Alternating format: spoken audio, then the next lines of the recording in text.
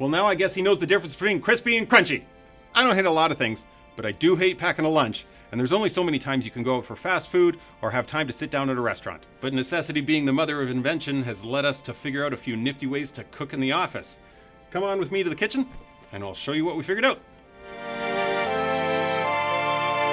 Okay, so here we have our little kitchenette in the office. It's not a full-size kitchen, obviously, and that gives us a few opportunities or challenges when trying to decide what we're going to cook. The first one, obviously, is we don't have a full-size stove or oven, so certain dishes are right out. Casseroles, not really that big of an option. But we do have a toaster oven that can go fairly far when we put our minds to it. We've got a microwave, we've got a kettle, we've got a coffee maker. We really like our coffee maker. Now, the second challenge is because of the limited electrical breakers in this office, we can only use one of these appliances at a time. It's kind of like a choose your own adventure of cooking. So we're gonna start with our toaster oven. We like, you can get frozen chicken, stuffed chicken breasts. Toaster oven will actually do a great job heating these up. Because they take the longest, we're gonna get them going. They're the things we start with. So, one chicken breast onto the plate, into the garden. Two chicken breasts onto the pan. Throw that away. Okay. There, set our toaster oven to 450. Set it for half an hour. All right, chicken's on its way.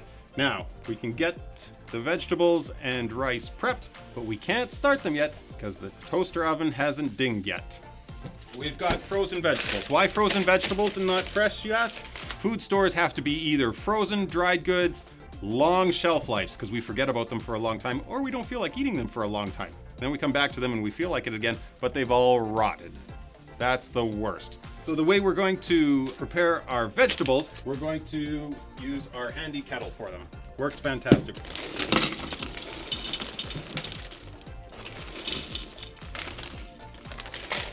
Vegetables in the kettle. Kettle's ready to go. We'll see you when the chicken dings. Chicken's ready. Okay, so we're going to start up our kettle, and we're just going to leave our chicken in here to stay nice and toasty, warm, and baking. And while we're waiting for our vegetables to boil, we're going to prep the rice. So for our rice, Uncle Ben, is there anything Uncle Ben can't do?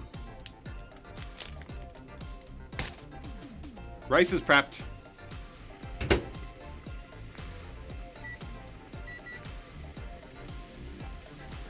We'll see you in a few minutes. Almost there. And 2 minutes to plating.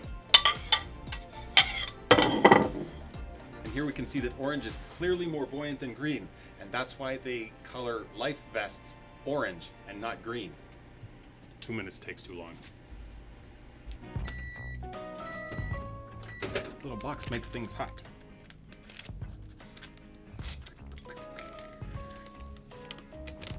We did a lot of rice.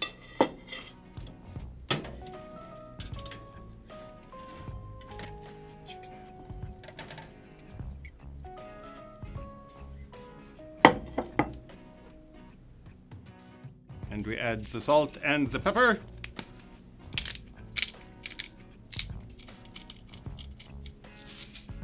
And voila!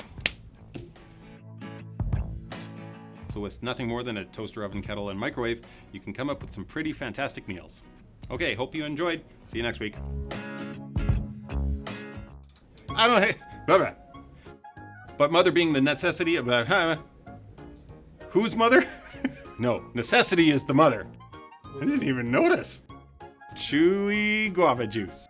And while we're waiting for our vegetable to boil, well, can we say that? Probably not. We probably shouldn't say that part.